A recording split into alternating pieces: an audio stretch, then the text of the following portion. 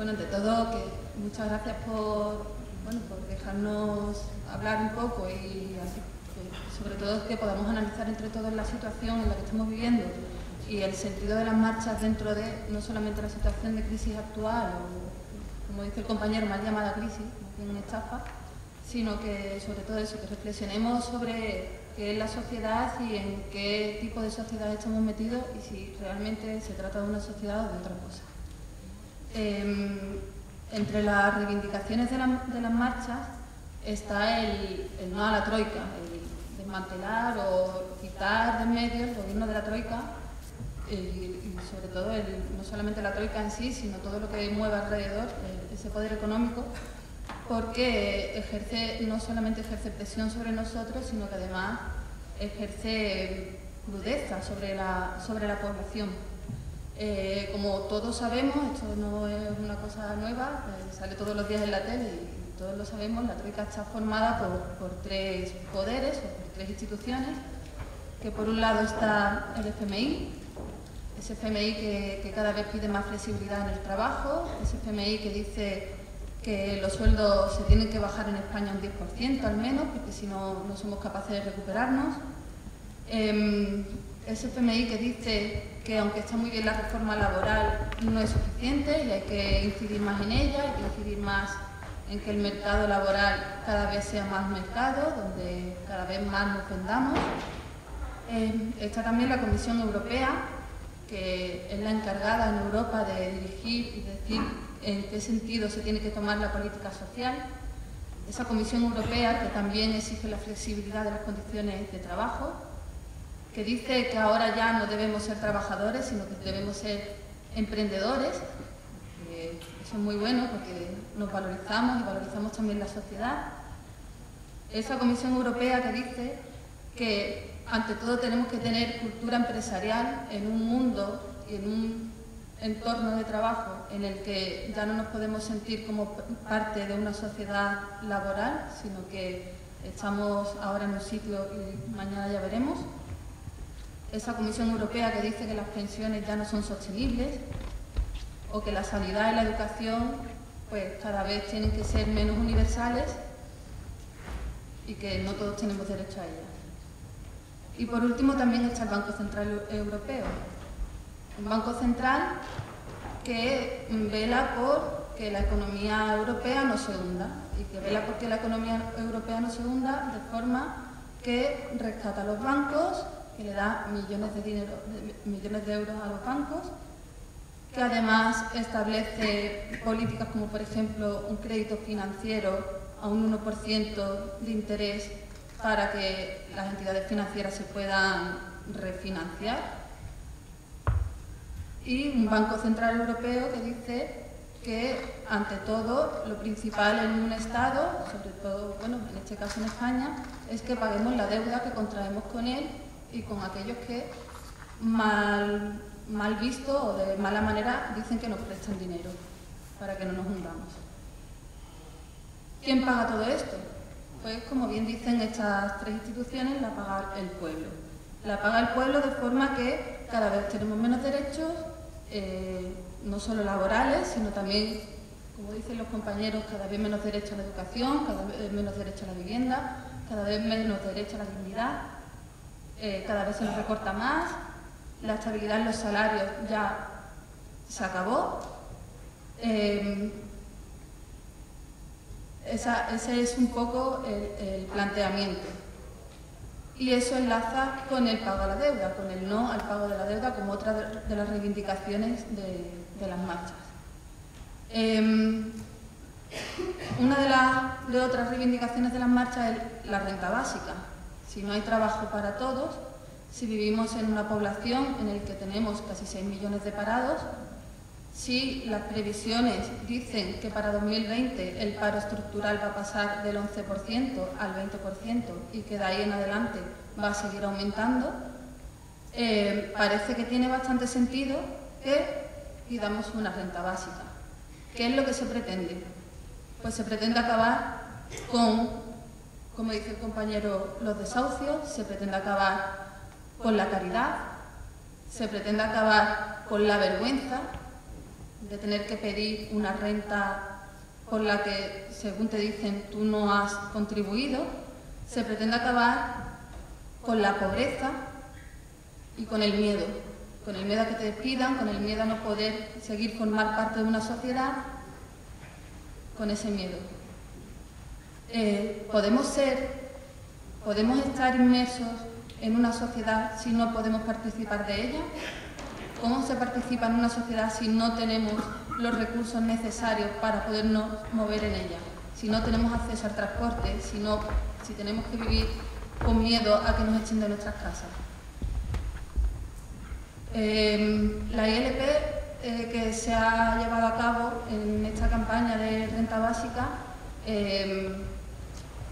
pues solo tiene un artículo, porque pensamos que con todo ese contexto tener un mínimo de ingresos para sobrevivir no es más que un derecho intrínseco a la persona dentro de una sociedad.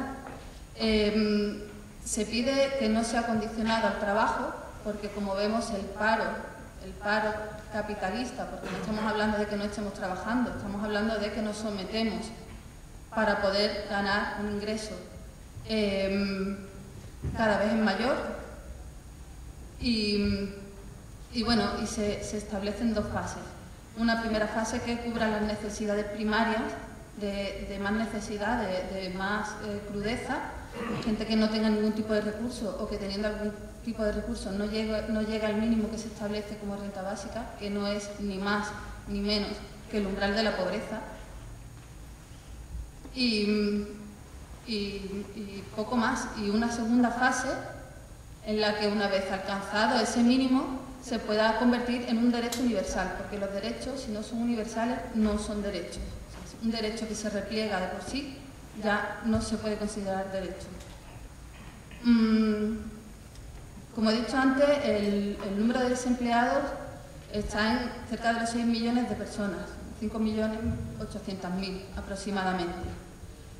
Nos dicen que si nos flexibilizamos y cada vez trabajamos un poco de menos horas y si en vez de trabajar la jornada completa trabajamos la media jornada, pues que vamos a beneficiar a la sociedad, porque así pues todos vamos a tener más acceso al trabajo, más personas van a poder acceder a él. Pero, ¿qué es lo que se debe entender por el reparto del trabajo? O sea, si no contextualizamos los conceptos, si no los entendemos, si no los reflexionamos, si no los pensamos, es muy improbable que podamos entenderlos y que podamos ver por dónde vienen las políticas que se nos imponen. Un reparto del trabajo en el que el 93,6% de los contratos actuales son precarios, son temporales, no es un adecuado desarrollo del reparto del trabajo. Un reparto del trabajo en el que tú no sabes si mañana vas a poder ingresar algo o no, no es un adecuado reparto del trabajo. Un reparto del trabajo que implica que en el tiempo en que no estás trabajando debes o no cobrar una prestación que cubra tus necesidades básicas, tampoco es un reparto del trabajo, porque si cada vez trabajamos menos, si cada vez cotizamos menos, cada vez tenemos menos posibilidades de acceder a una prestación por desempleo. Y eso es una cosa que está sucediendo, o sea, ya no solamente que la gente cada vez sea menos las que están cubiertas por ese salario, por esa ayuda social, sino que cada vez vamos a tener menos acceso a ella, igual que cada vez vamos a tener menos acceso a un sistema público de pensiones. El riesgo de la pobreza hoy en día ronda en España el 38%. Estamos hablando de que más de un tercio de la población española se encuentra hoy en día en riesgo de pobreza. Pero no solo eso, sino que además los trabajadores que están en riesgo de pobreza, ese nuevo concepto que se dice que por ahí que es nuevo, pero que no es nada nuevo, de los trabajadores pobres, está en el 12%, que también es para pensárselo. Las personas en riesgo de pobreza tras las transferencias sociales, es decir, tras las ayudas sociales, siguen estando en el 22%. Y estamos solamente por debajo de Grecia y Rumanía en Europa. Esto también es, yo creo, que motivo de reflexión si estamos pensando en que queremos ser parte de una sociedad y cómo queremos ser parte de esa sociedad. Luego después que no nos mientan, que no nos traguemos el discurso de que si no estamos pagando, si no estamos trabajando y si no estamos invirtiendo en tasas públicas, en impuestos, no somos beneficiarios o no debemos ser beneficiarios de la posibilidad de vivir. El consumo en España, sobre el PIB, nunca, jamás ha bajado, ni en épocas de crisis, del 55% de lo que consumen las familias. Es decir, más de la mitad de lo que se consume sobre el PIB, sobre lo que se produce en España, lo consumen las familias. Y en 2011 estábamos en el 57%. Es decir, que es mentira que con una tasa alta de empleo, sabiendo que hay mucha gente pasándolo mal y que no puede sentirse insertada en la sociedad, la población no tenga derecho a participar de los ingresos de un Estado.